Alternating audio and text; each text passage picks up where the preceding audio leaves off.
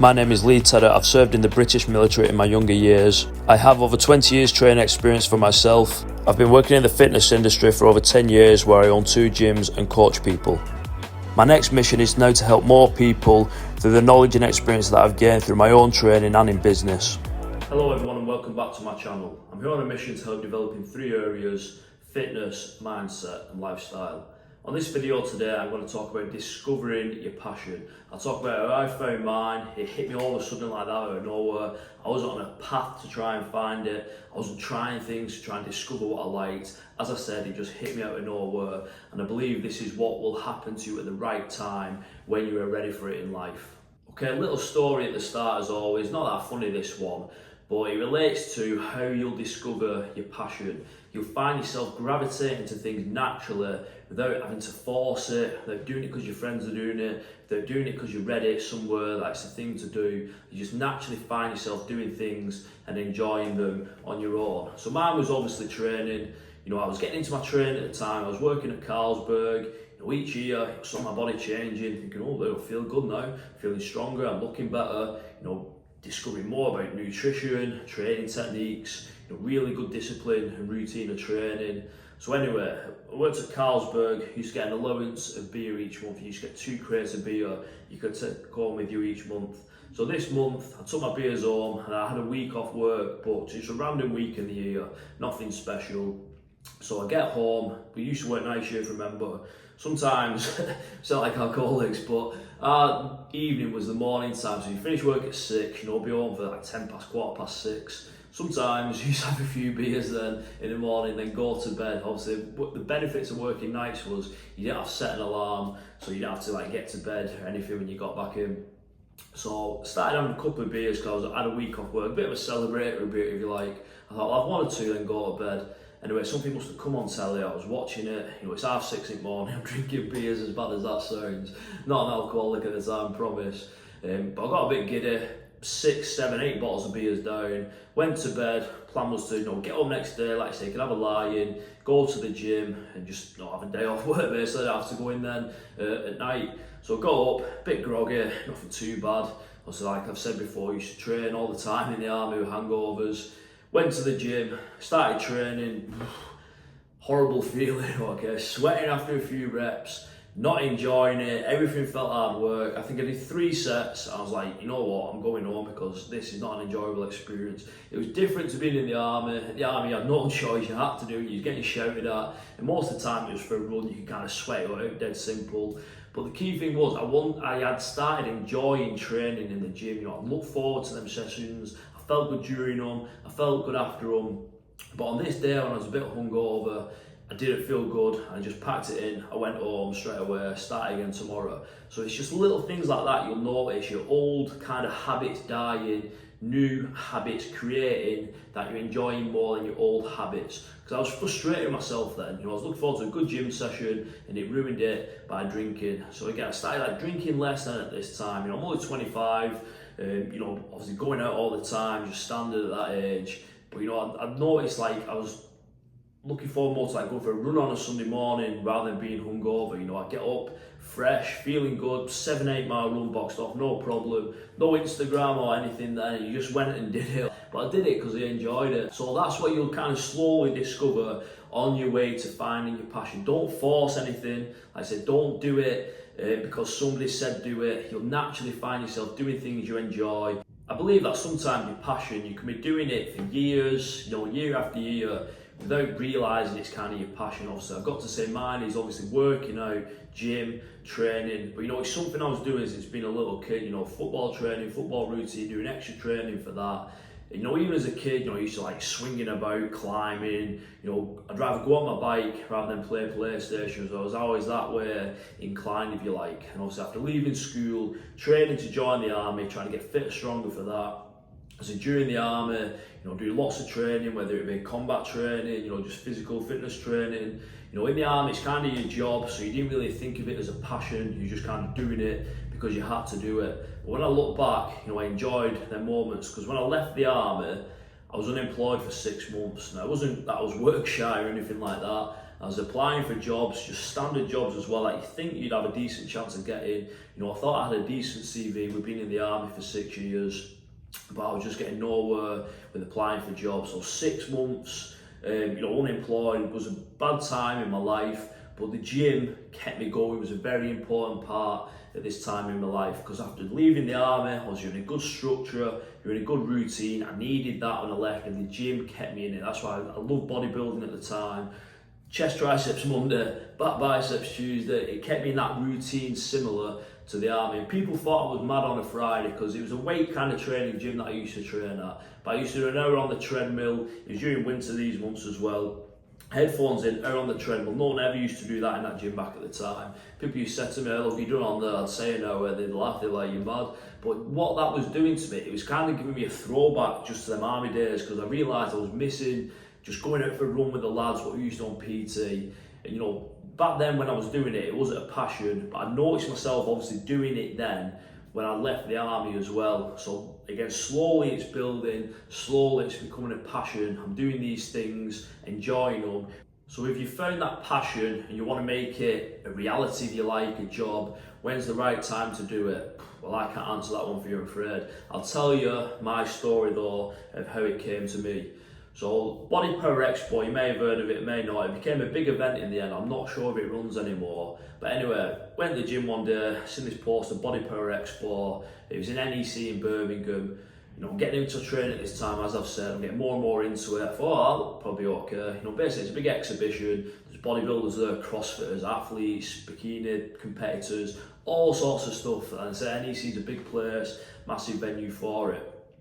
None of my mates at the time were that into training. They used to go to the gym, but I knew they didn't kind of enjoy it as much as I did. So I speak to a lad who I used to see in the gym at the time. He's a bit of a couple of years younger than me. So hey, do you fancy that at the weekend? I'll drive down in Birmingham.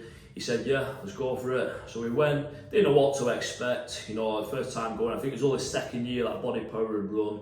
That was our first time going. So we went, mooching around, obviously seeing all the stalls, seeing all what's going on, taking it all in. I walked past this one stall and they're handing out leaflets. The lad gives me a leaflet, personal trainer courses with us, blah, blah, blah. It was fans on the website, likes on Facebook, whatever he said to me. But anyway, I took this leaflet off him and I looked round to my mate and said, you know what, if I was younger, I'd have done something like that at college. And when I said that, honestly, I've never had a feeling like it since. It was like the world stopped for a few seconds. I had this mad gut feeling. And I was 25 at the time, and it made me sound like my life was over. I said to him, if I was younger, I would do something like that. And I thought, you're 25, lad, what are you on about? You've got plenty of time to do it. And that was the moment where I realised, you know what, I want to make something of this. I think this could be something I can create into a job. So that was my moment, and you'll probably find a moment like that yourself, and I hope you do if you are on that journey. I remember going home as well, so another funny feeling I had, and I couldn't believe it. My mind was racing, my body was rushing. I remember getting home that night, and I remember speaking to myself, looking in the mirror, thinking, you're gonna do this, and you're gonna do it. Now, don't forget, as I mentioned, I was unemployed for 6 months after leaving the army, so I was very grateful to be working at Carlsberg at the time. I had a secure job, decent money coming in, life was good. I could go out, I could get nice clothes, I could train, everything that I needed at the time. And I was prepared, ready to give all that up, to take a massive chance to becoming a personal trainer. But there was no doubt about it in my mind at the time. Obviously, then a few days after, you're thinking about it, you're looking at courses, the passion's still there, you still the commitment, the belief is still there. People will talk you out of it as well. Don't let people influence you on it. Trust yourself, trust your gut feeling. I remember speaking to people, I'm going to do it, I'm going to quit my job, be a personal trainer. People said to me, oh, my friend did it, he did it for a year, he didn't like it, there's no money in it, stuff like this. So that's how my moment hit me. Okay, yours might be different, but again, once you find it, go for it, commit to it. Don't let others put you off, because remember, it's your passion, it's your journey, it's your life. Don't let anyone mark the road out for your life. Do what you think is best for you. Okay, so let's paint the picture. You've discovered your passion, you've got a big dream, you're going to turn that into reality, you're going to do it for a job, make a living from it, happy days, life is good, all sunshine and rainbows. Can be true, but it can be the opposite as well, trust me. Even though you may have discovered all that and going for it, you're gonna face challenges and setbacks along the way as well. And it's then in these times where you'll truly discover if it is your true passion, because you'll find a way to make it work through these challenges rather than making an excuse up and throwing the towel in. Oh, it didn't work out because of this, it didn't work out because of that. I could have done that so many times along my journey, but I'm so glad that obviously I didn't, because it was my true passion. I was prepared to do it through them times as well. So a big thing is, don't be delusional with money. You know, you've got all these gurus online these days. You can earn £1 million doing this, that. Every industry's got them. Do a PT, you can earn this and that. Do, you know, whatever it may be, you know, car valeting, whatever it may be, do this and that. So obviously, of course, you can earn good money. There's probably some trainers out there that maybe do earn that mad amount as well. But just do the maths yourself, okay? Don't buy into these courses where they're gonna teach you to discover your passion, go after it and make loads of money, okay? Because again, this is setting you up for failure, because when the tough times come and the money's maybe not as good, you know, you're going to be disheartened then because you're doing it for the money, not the right reasons. So, you know, just do the maths yourself. You know, if you want to become a personal trainer, for example, and there's some guru saying you can earn £1 million a year doing it, 500 grand a year, whatever, just do the maths, how much you have to earn each month, how many sessions you'd have to charge, even online clients. You've got to be living in a very wealthy area, have some very wealthy clients to be earning mad money from it, okay? So don't fall into the trap of doing it for money or believing that following your passion, money will come. When I started, it wasn't about the money. You know, I've worked in the army, I've worked at Carlsberg, hard jobs if you like, and at times these jobs not really enjoyable. You know, driving back to the army on Sundays, hungover most of the time as well, thinking, oh, what are we in for this week? You know, where are we going to be running? Are we going to be on exercise? Are we going to be doing this test, that test? Room inspections, whatever it may be, you know, night shifts at Carlsberg, starting work at 10 o'clock, cold, dark in winter, clock watching all evening, thinking, oh, you know, minutes, hours going by, horrible feeling before you go to work. So for me, I wanted to try it because I knew I would enjoy going into the gym, training people, doing classes, doing one-to-ones. I knew that would be enjoyable for me. If I could earn a living from it, maybe less money than I've earned before, I'm not bothered, because I'm enjoying going to work instead of dreading it, okay, which I had previously, all right? Again, that's the benefits of doing jobs like that before it. You'll realise the bad stuff of them type of jobs compared to when you're doing a job that you enjoy.